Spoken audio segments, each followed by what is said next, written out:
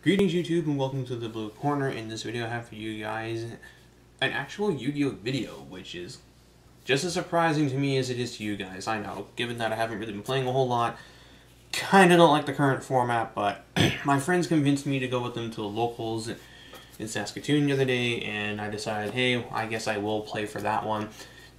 I was going to actually try and build heroes for this, but by the time we actually got in there, the tournament was going to start, so I didn't have time to buy 3 structures, crack them open, sleeve them up, shuffle my deck, or even like build a deck in time. So I ended up going with what was going to be my backup plan in the form of Satellarknights, as this has been like the only real competitive deck I've had for the last while, or that I've taken the time to play an adequate amount with. So yeah, this is the more aggressive Satellarknight variant that I posted a video of last week, and we're just going to get right down to it, as they actually didn't do all that bad, considering I haven't played in like 2 months, and B, this deck has been kind of like teetering between good to great to okay to here and there. It's good again because of Diamond, who I didn't have for this, and I still don't have. I'm running a proxy of him right now just for the sake of this deck profile, but I was actually impressed by how well the deck fared at this. Like, I beat both of my Burning Abyss matchups, which I didn't think I was going to do because Burning Abyss is kind of really good, and I even beat one Clyforth matchup,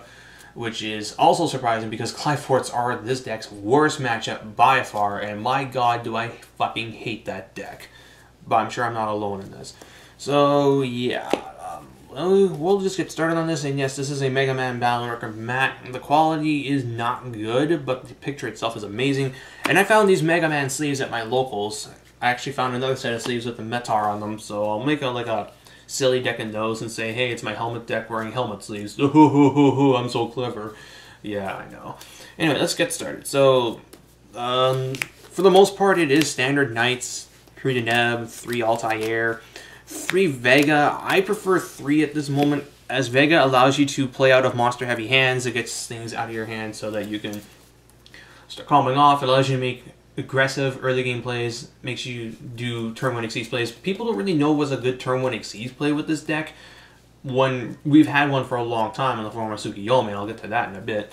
But yeah, Vega just allows you to play out of some hand games where it bricks. Granted, Vega and any card that's like not Deneb or Unuk or Regal are pretty bad, but I still like the 3 of it right for the current time. I might drop 1, as I've seen a lot of people play 2, and there are some things I want to fit in here.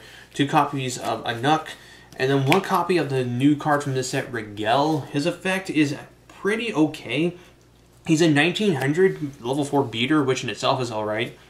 And when he's summoned, you can give any Tellarknight monster 500 more attack for the turn, and then at the end of the turn it dies. So the reason why I like this guy is 1900 is really good. It allows you to beat over 1800s like Shadow, Squamata, Unuks, and other 1800 beaters of that kind. He ties with 1900 beaters like Thunder King Ryo, and his effect to give something 500 attack allows you to get over certain monsters or tie with certain monsters. El Shadow Winda is 2200 attack, which has always been this deck's bane. Now you have a rotable out to it that you can just normal summon, beat over Winda, and you could Skybridge it back into the deck, and then grab an Altair or a Vega and then do something like that. I don't have Skybridges in this deck just yet, but I really do want to fit him in here because there's way more crazy interaction you can do with Skybridge now than there were just a few months ago. It's kind of insane. But yeah, he just allows you to beat over things like Winda. He ties with Vanity's Fiend with his own effect, which is also good, as Vanity's Fiend kind of poops on this. And then my last teller is a copy of Sirius. This is the Pot of Avarice dude.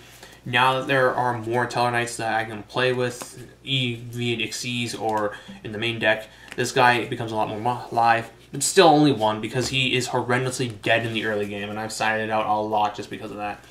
Last 2 monsters, Maxine, just to help me draw into stuff. And then for the spells, triple MST, triple Rhoda, 2 copies of Econ. This is something I wanted to test out in here ever since I saw Burning Abyss and Shadows doing it a month and a half ago. With the idea of you summon your dudes, you swing, and then, or you take your opponent's dudes, swing, Xyz, or fusion, or whatever with it. In this deck's case, it's used to take level 4 monsters to Xyz with, get over certain monsters by switching them to defense, and you contribute off your Xyz monsters with materials like Triver or Delteros, and then they'll get their effects because they hit the graveyard while they had X materials on them, which is actually kind of really silly when you think about it. You can attack with Delteros over one dude, and then you pop Delteros off to take their dude. You swing with their dude, Delteros effect triggers during the meanwhile, so you can summon a Vega from your deck, who then special summons a Deneb or an Onuk or a Rigel from your hand, and you just keep pushing for more damage. It's kind of actually really crazy like that. And then 2 copies of Forbidden Chalice as my negation card. I'm liking this over Breakthrough Skill in that you can use it during your own turn, so you don't have to wait to negate something like Winda or Vanity's Fiend or Majesty's Fiend. But granted, Shaddolls are starting to see less play, so I could probably drop this in favor of Fiendish Chain, as if Shaddolls see less play, then Denko Sekka sees less play.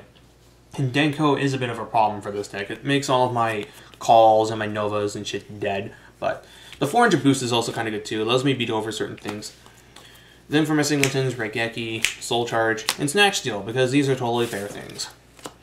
For the traps, pretty standard fare, 3 Nova, 3 Call the Haunted, and 2 Oasis of Dragon Souls. I ended up cutting an Oasis out in order to make room. I actually cut out a fair number of cards from this deck in order to make room for Enemy Controller and another card, and I'll talk about it in a bit, but Call the Haunted and Oasis are the only traps I run in multiples of. I don't like Deep Prison in here, as static traps like that don't do a whole lot with everything floating, whereas cards like these are basically monster summons on my opponent's turn, which allows me to get over certain things, like Altair's effect can only be used once in a turn. Well, why not use an Altair on my opponent's turn, then use another Altair on my own turn so I get more value out of it?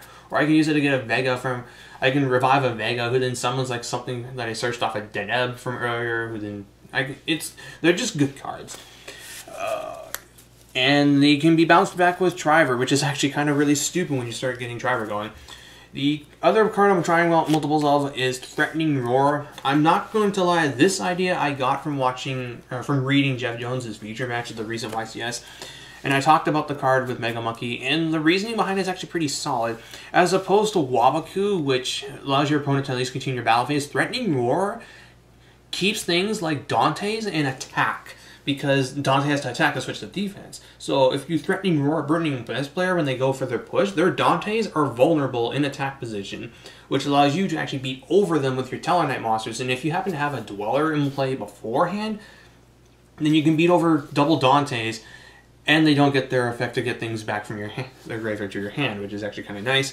And it's also a chainable response to when a Clyde tries to do their push, and they end up popping this with their one dude. I forget its name. They all look the bloody same. I just see them as Evangelions. And for my singleton traps, Compulse and Dust Tornado. This is a 4th MST. This is a trap that can out something either if I'm going first or going second. And I may notice something about all my traps there. With the exception of Nova Alpha, they're all cards that are good even when I'm winning or losing, which is something I like. I've grown to like having flexibility in my card choices. For the extra deck, 2 copies of Trevor.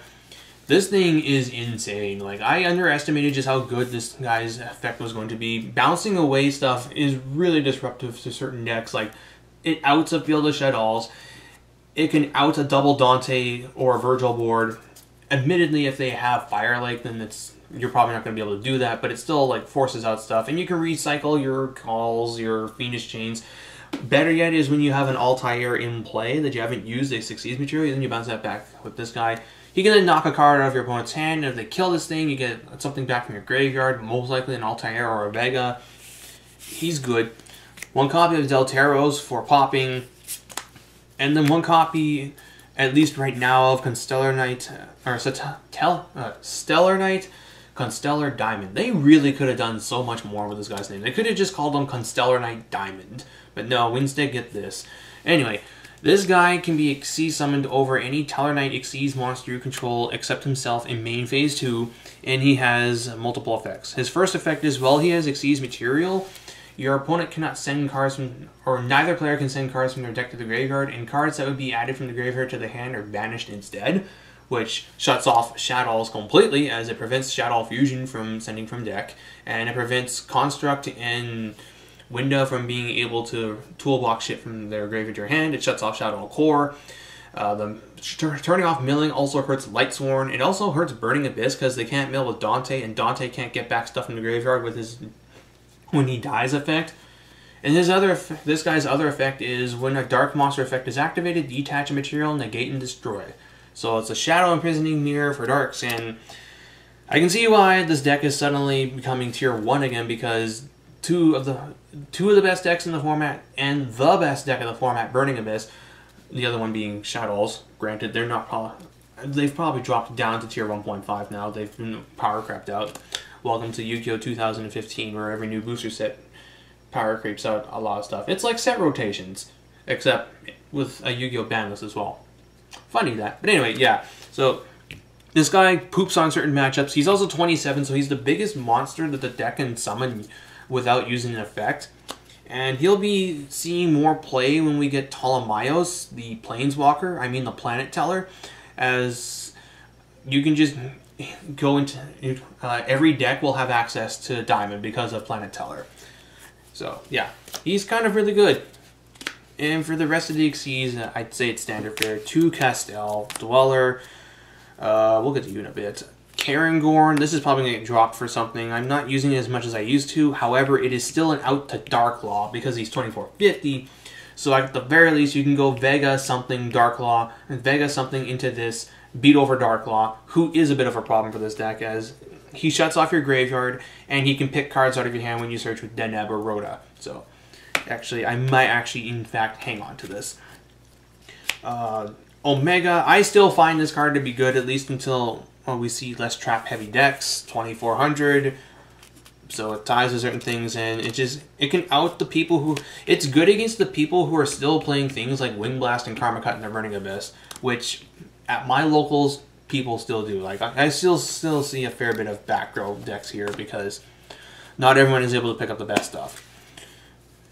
Digusto of Meryl, Evil Swarm, Exciton Knight, Cowboy, Excalibur. This is one of my few outs to Tribute Summon to Klee, as they're really difficult for this deck to get over. You either have to over-muscle them or use back row to beat them. And as you may have noticed, I don't really have back row to answer them, game 1 at least. So I have this guy. Or I have Rhapsody plus another guy. Speaking of which, hey, it's Rhapsody. And I guess the other guy I'll talk about is Bujinte Tsukiyomi, which is something I don't see a lot of Satellarknights players play, which baffles me because this card's actually really good in here. It's 2 level 4 lights, 1800 attack, 2300 defense. That's important, as you can make this turn 1 against dolls, and they can't beat over it with Winda. They have to go into Construct to get over this, and if they're going to Construct to get over this, then that's great for you, because then you can answer the Construct with multiple special summons. Whereas if they go into Winda, they can't get over this, so you get time to try and get into and out. So that's one good thing about him. The second thing is you detach material, then discard your hand, minimum of 1 card, to draw 2 cards. And this works really nicely with the likes of your revival cards, like Oasis of Dragon Souls and Call of the Haunted. You can go Vega Deneb, add Altair, go into this guy, detach, discard Altair, now that you've set your call on the Oasis, and now your Altair can be used to bring back the Deneb that you're detached for his effect. So you can go end phase, Call the Haunted, Altair, get Deneb search, get to like an Unuk, and then you can summon Unuk, send, and you can go into a Deltaros, or you can go into a Triver, bounce back to Call the Haunted. Like, this guy is really good, and if you're running Breakthrough Skill, he's also really good. You can just ditch Breakthrough Skill that you can't set because your opponent's playing Denko Zeka, so you can ditch the Breakthrough Skill, and on your following turn, it's live. You can banish it, negate the Denko Zeka, and start going off. Like, I really do think that every Satellarknight deck should be running at least one of these. It's just so good. And that's really it for the deck itself. This is a surprisingly long video. Wow, I didn't think it was going to go on this long, but you know it's a Yu-Gi-Oh! Deck profile for me when it's about 15 minutes. What can I say? I tend to be rather thorough with my profiles, but changes I'd like to make to this deck, though, now that I've had some time to play with it in an actual tournament, as opposed to just some games on DevPro. Skybridge, I really do think the cards become a lot stronger in here. One person pointed out quite nicely, after your diamonds used all of its effects, you can just put it back into the extra deck with Skybridge and then special summon out of Altair, who then special summons a Vega, who then special summons something from your hand, or some kind of order like that. So that's something I want to try out. And then I have to figure out what I want to do with this deck in order to incorporate the Planeswalker. That's why I'm just going to keep calling him, because that's basically what he is. Someone is going to find some way to make that guy's turn skip effect go off. I imagine it'll be Utopia Exchange Tactics or something along those lines. But, yeah. It's Satellarknights. Not much I can really say on it. I enjoy the deck. Always have, always will. And as far as what will be coming up in the future, I am actually going to be doing a Q&A at some point, because it's been requested of me, and, well, it's something I haven't done for a long while. Now that I have this new camera, I can actually do it, so. For those of you who want to know how my Q&As work, I'll answer questions posted in comment sections, so by all means, post questions down below for you want me to answer. They can be Yu-Gi-Oh!, they can be Pokemon, Vanguard, video games, manga, anime, wrestling. Why not? I mean, I have an opinion about the Royal Rumble. I think it was actually a good idea to have Roman Reigns win it. And now that I've said that, I'm going to get completely shat on by people, but Daniel Bryan doesn't need it. Dolph Ziggler has just as much, if not less, charisma